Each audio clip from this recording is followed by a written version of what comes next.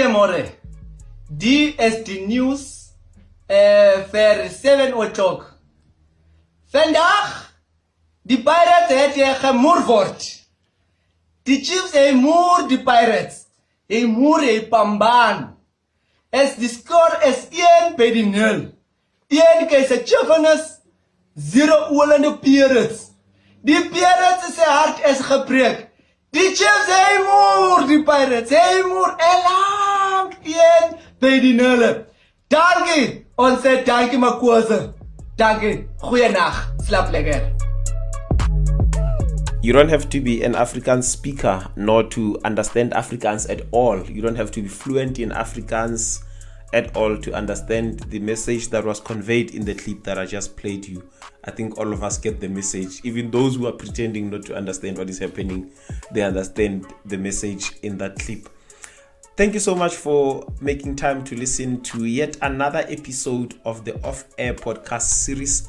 Welcome to it. My name is Tobegani, and a special welcome to those who are listening for the very first time as I deliver episode 11 of the Off-Air podcast series. I hope you are joining us on a long-term basis. This episode 11 is an episode I recorded just after the weekend of the Soweto Derby, you know, regarded as one of the greatest or one of the biggest games of football in the whole continent and also in the world at large. You know, when I watch football, it's not just the game that I'm really interested in. These days, I'm very interested in the post-match interviews. You know, the interviews that they conduct just after the game. There is so much entertainment in those interviews.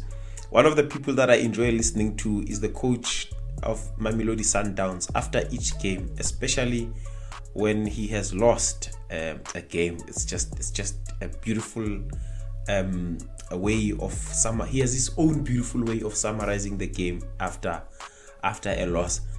But one of the interesting things is the players. You know how players respond to interviews. It can be funny sometimes, but let me not spoil the fun. Have a listen. Well, I'm happy even the supporters, the coming numbers to support us to give us the money. And then I'm so excited. I don't know what I say. I don't know my wife why to behave at my interview. Sean is not here with me. Now coach is here. I think we all gonna settle whatever philosophy that he may come with. We will adjust. Okay, whatever philosophy. Thank you very much for this, for giving me this. And I appreciate my fans also. My wife and my girlfriend. My wife, sorry to say. I'm so...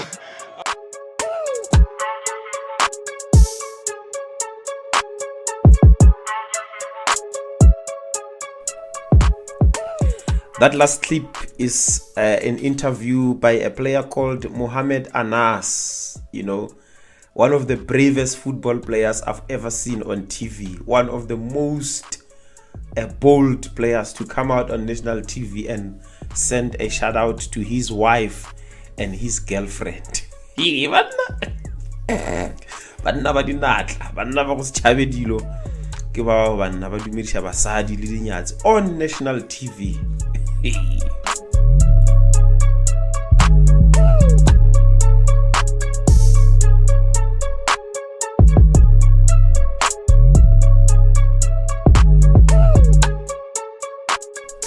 Well, if you are fortunate enough to have been one of the people who listened to the very first episode of the Off-Air podcast series, you'd remember that one of the things that I mentioned on that episode is that our content will be derived largely from social media. There is plenty of content on social media, and one of the things that keeps on repeating itself is the manner in which South Africans are able to turn any situation, no matter how serious or not serious, even if it's sad. South Africans have a way of turning things into comedy. One such thing is what I saw just this week, how they turned one Amapiano song and added just one word and made it a national trend. Just one word.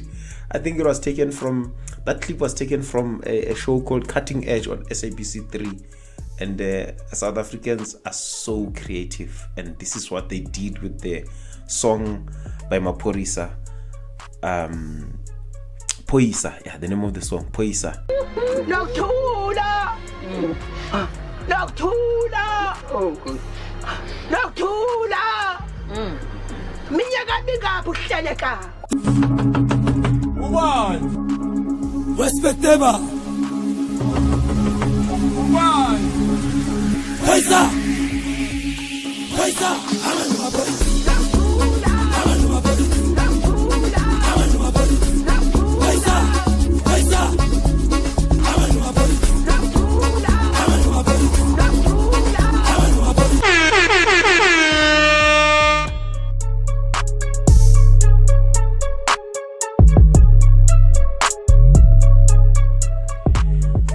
Yeah, you'd have to see the whole clip, the video clip itself, in order to enjoy this to its maximum, because it's such a funny video. When I saw it, you have to see both videos, both the original video from Cutting Edge, and also the combination of that clip from Cutting Edge together with the music video of the song. South Africans are some of the funniest people. They know how to turn a situation that is so serious into a comic situation. You know, we need that. I mean, come on, we live in a country where so many things are not going our way. I think a little laughter is not too much to ask for. Automatically, I'm coming from Kylie Chow.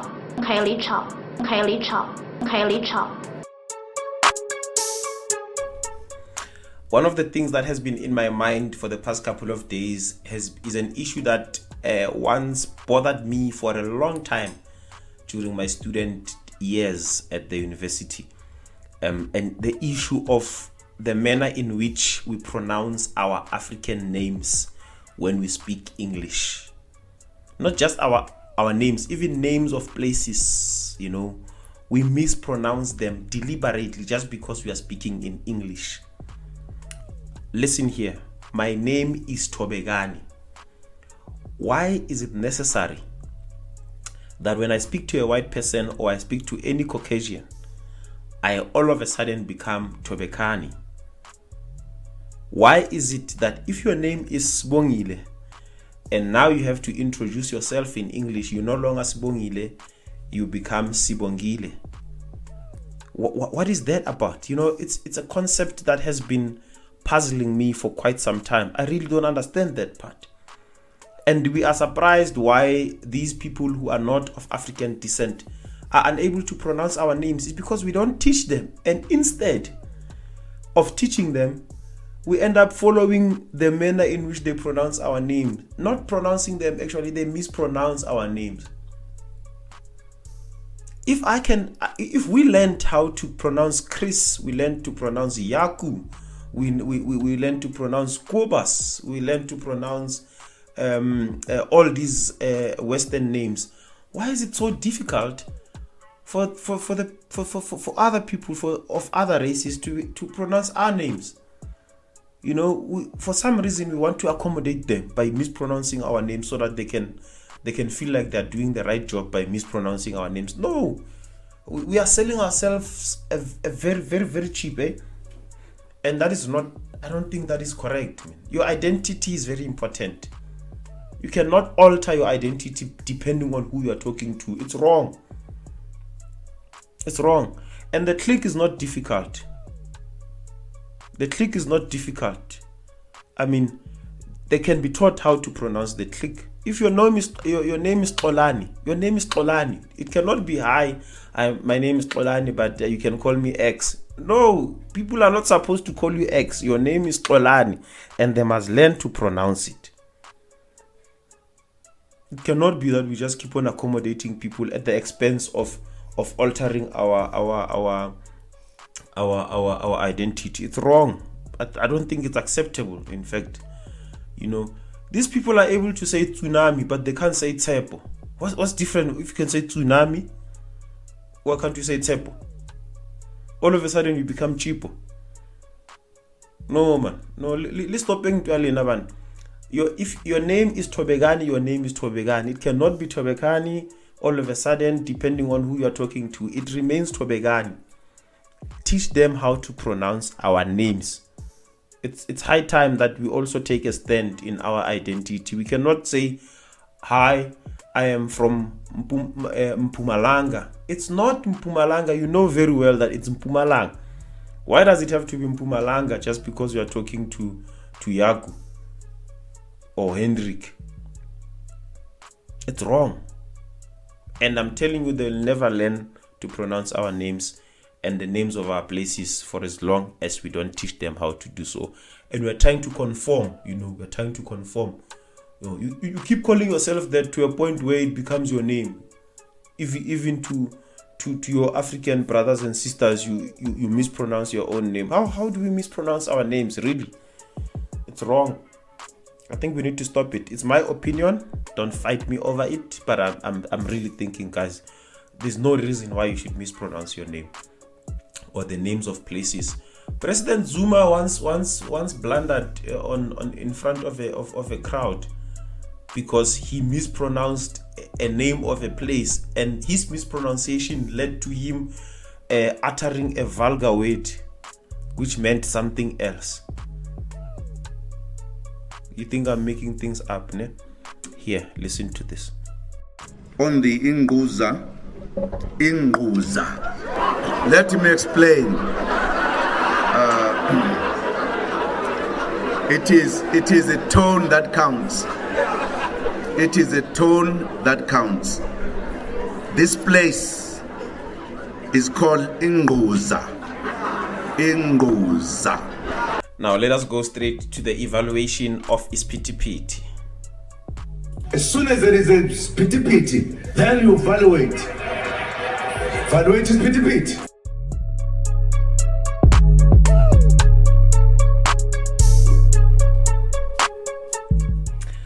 On today's evaluation of Ispitipiti, as we usually do, we look at the issue that has got the most attention on social media. And right now, as I record the show, the issue that is on everyone's timeline is the rape case that has been allegedly reported by Lady Zamar against his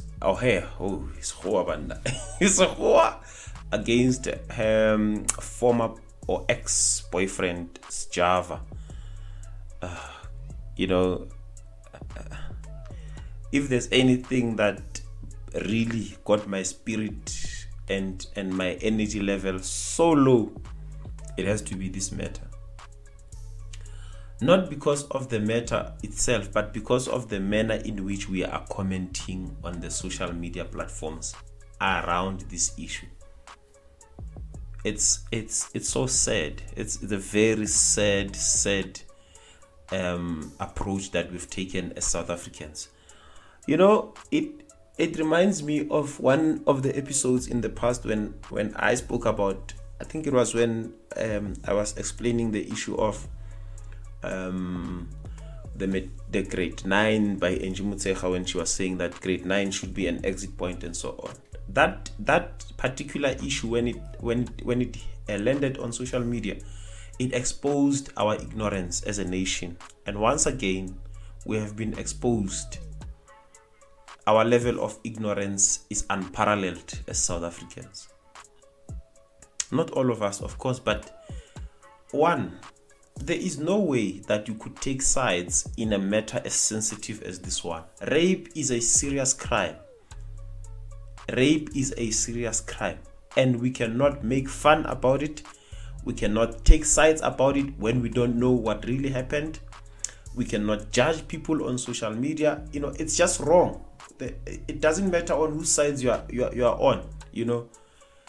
It's just wrong. You cannot take this matter and put it into the social media court and reach a verdict on whether it happened or did not happen. It's a very sensitive issue, and it not only does it affect the two people involved in this particular instance, it also affects some other people who are to be future victims or who are victims already and are unable to come out and report cases.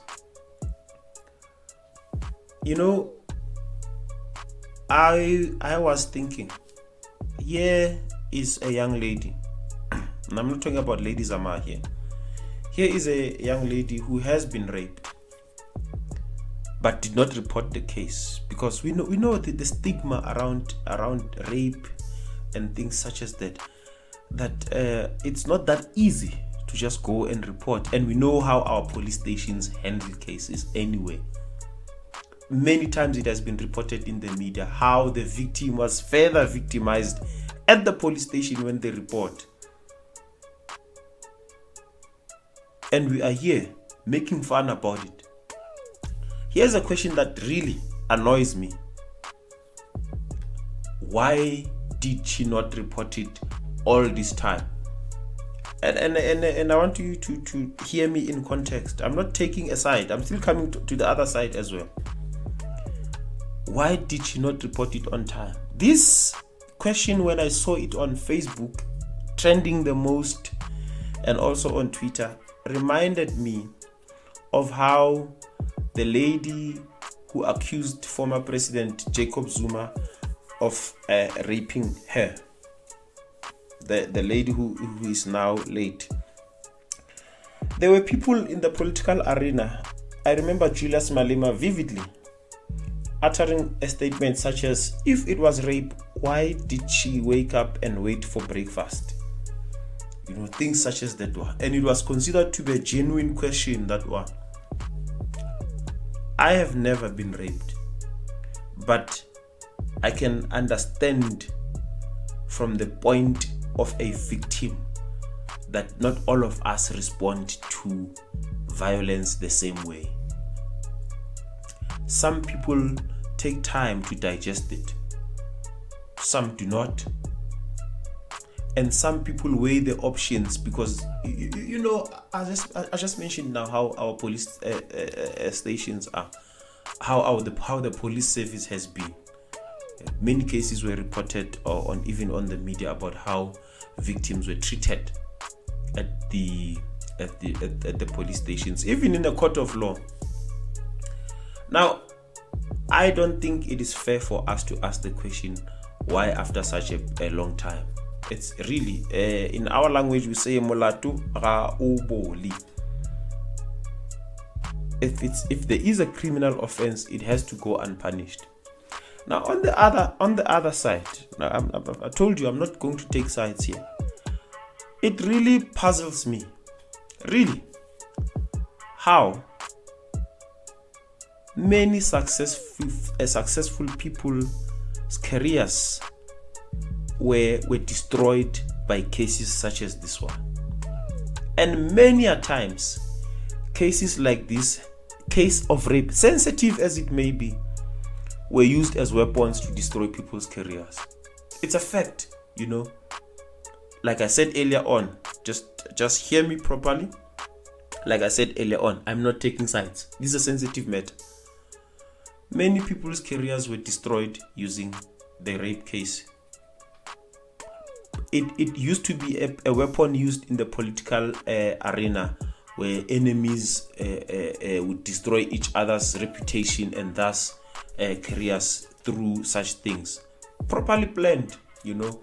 At some point, it was even indicated by some people in the ANC when President Zuma was going through the rape trial, the rape case, that it is known that political opponents would use cases such as that one, would actually use real people, real women, to score political points and destroy their opponents. Fikile Mbalula went through a case such as this one. At some point, it was Zwelinzima Vavi who also went through a case such as this one. They're becoming a bit too common, to a point where you question yourself how genuine they are. And it's unfortunate that we have to now ask this question: is it really genuine, or is this a pull him down kind of a case, or a destroy his career at all cost kind of a case? We asked ourselves that question, but I still say, even if we have questions like that, there are proper ways of addressing them. The manner in which they are addressed now on social media, we are further victimizing the two people involved here. I think we should just give the court of law its space and time to deal with the matter. What if you have taken a side and the court of law finds otherwise? Now you have insulted people, you have blocked people on Facebook, you no longer talk to some of your friends just because the two of you were on the opposite sides of the fence. I think issues such as this one should not be issues like a ball that you can kick around and score likes and shares and stuff like that on social media about. I mean, these are serious issues. It's not different from what Boy Mamabolo was trying to do in Parliament the other day when he raised a gender violence issue, a gender-based violence issue against Julius Malema. When he himself, Julius, also, took it a step further by making it worse and changing the subject, pointing the fingers at the president and making allegations that the president had been abusing his late wife. These are people that we're talking about. There's Malema's wife, there's the president's late wife as well. These are people's reputation you are putting on the line in the name of what? Scoring points. So I'm saying that if there are women out there who plan to destroy other people using things like this one, just think about it. It's not worth it. This is a serious issue because it's going to affect people who are genuinely going through cases of rape, who have been really raped. We don't know what is happening in this case, and it's not our place to say no. Begameli and Sonke Leskati, I report the case, or it's not our place to say no. She's trying to destroy this guy's career. It's not even our place to say that yes, he did it. He should be punished and so on. The guy who's been reported is innocent until proven guilty. That's the law. The law says that. And unfortunately, look what is happening to Usjava now. He's losing gigs left, right, and center over allegations. And it's unfortunate. That's how the media the show business works. Like, there's a cloud hanging over your head. What if tomorrow Lady Zama goes and withdraw the case? The guy has lost his gigs. He's lost his ability to put food on the table. It's a very tricky industry that these people work in, because now there's a reputation on the line here, and these people make money through their reputations. And the more we comment, the more we take sides on this matter, the more this one is going to lose more gigs, and the other one is also going to be further victimized. If let us say it really happened and we are busy asking questions like, why did it take so long to report? She's lying, and so as if we were there. We're not there. She's further victimized. Or at the same time, while we are busy saying this one must be punished, and while we are busy talking about the case itself, already generates a negative hype around Usjava. And he's going to lose a lot of his gigs. And that is how these people make money these days. Not only is he going to lose gigs, he's losing gigs, and at the same time he has to pay lawyers. I think we are unfair. Really, we are unfair to whoever is the victim between the two. We are unfair to both of them. I usually hear people say the matter is sub judice. I don't know whatever that means, when they don't want us to talk about it. I think issues such as this one should not be a media football that we're playing around. We're just throwing it up and down. We should let the law play its role, and then those who deserve to be punished, let them be punished. Then we can talk about things like that. But in the meantime, it's unfair. It's really unfair. I don't know how many times we are going to see well-known individuals going through things like this one. Other careers were destroyed. You saw how Bill Cosby even in his very old age, had to face the music. And I also think that at some point perhaps we are going to dedicate an episode where we speak about consent.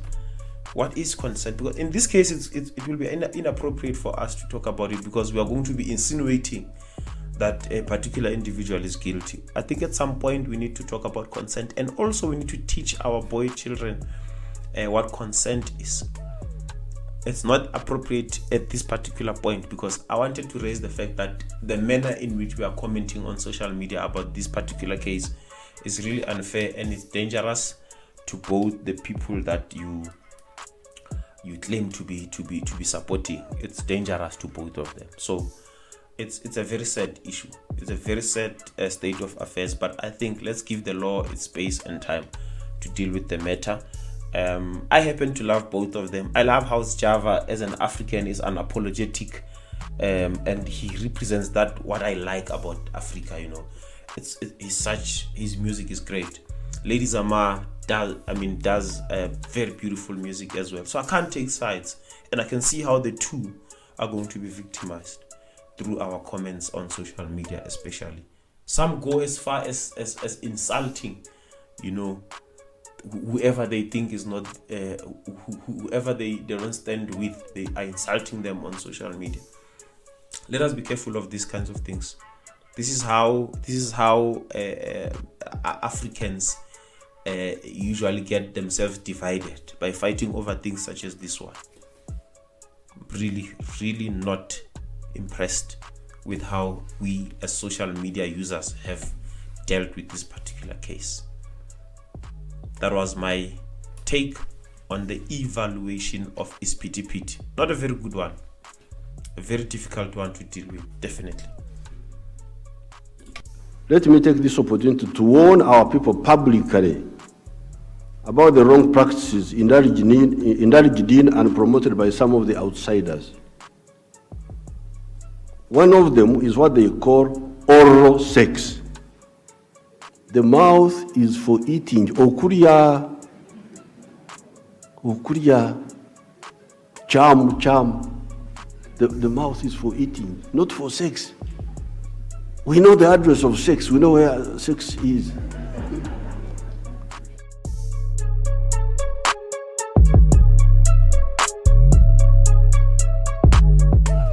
Well, before we wrap up today's show, I have a very important announcement to make. I think in the previous episode, I did indicate that we are cooking a few things behind the scenes. Very exciting new things that we are planning to bring into the off-air brand. The announcement is that off-air is no longer just going to be a show. Off-air is now a podcast channel with more than one show. So we are still in the process of discussing the other shows with the other people who will be doing various shows. But the one that I can announce for sure for now is that there will be, on a fortnightly basis, we are going to give you a music mix. I have a friend who is a brilliant DJ, and I wanted to give him your support, and I can assure you, you won't be wasting your time or your data by doing so. His name is Wonder. I call him the Eighth Wonder, and we will be presenting the show called The Eighth Wonder. There will be no talking at all. It's just simply a music mix, and I can assure you, are going to enjoy his music. He is brilliant. So starting next week, we will deliver the first mix of The Eighth Wonder. Please look out at our on our Facebook page and also the YouTube channel as it drops, and I can assure you, you're not going to regret spending your time listening to that particular mix. So that's one of the shows that is coming up. There is also another show on the cards as well. I'm still discussing it with the relevant people. I cannot divulge the information for now. Perhaps in the next episode. This also now brings us a challenge. We cannot call this the off-air podcast series, because it's no longer just a show. It's now going to be a channel of other podcasts as well. The mix is part. It's a show that will be standing on its own. This show that I'm doing right now must have a name. I can't just call it the off-air podcast series. So I'm open to ideas. You know how to communicate with us. 083 4663139. That is our WhatsApp line. Or you can also catch us on our Facebook page off air, and then also send us inboxes on our Facebook page, or you can comment on one of the links that have been uploaded on our Facebook page. So we are growing as a brand, and it's very exciting. It's exciting times ahead. I'm sure you're going to enjoy whatever it is that we're going to be delivering to you. I'm very excited. In the next episode, I hope to announce the other show that we are still busy discussing with the relevant people, and I can assure you, you are not going to regret it as well.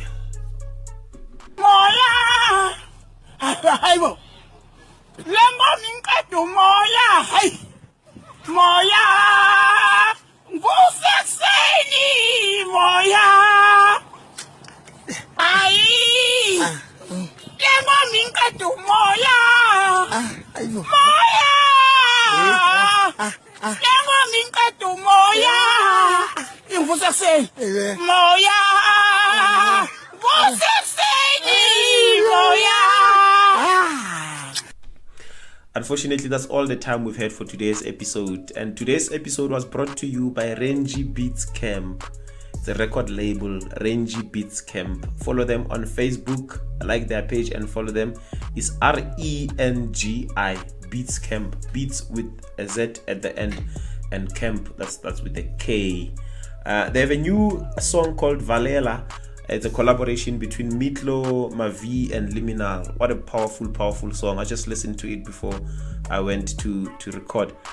Dope song, I have to say. Thank you so much, Mr. Toms, the producer of that song. Thank you so much for hooking me up with the background music to today's episode, because I had issues with the previous hooks that I was playing behind as I was speaking because of copyright issues, but I'm sorted now. Thank you so much, guys. Make sure you get the song Valela, Mitlo, Mavi, and Liminal under the banner Rise of the Riso 2 from the Renji Beats Camp record label. Guys, my name is Tobegani. I have to love and leave you at the same time. I'm out.